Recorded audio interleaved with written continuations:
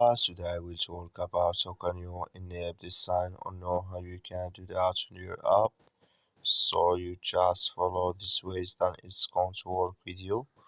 So all you have to do, so you just go above your photo profile, click on it here. Then it's going to take you to this list. It's going to show for you like this. You click here on settings. Then you come to next step here. Then you click here on push notifications. So then you come to next step here. It's going to show for you like this.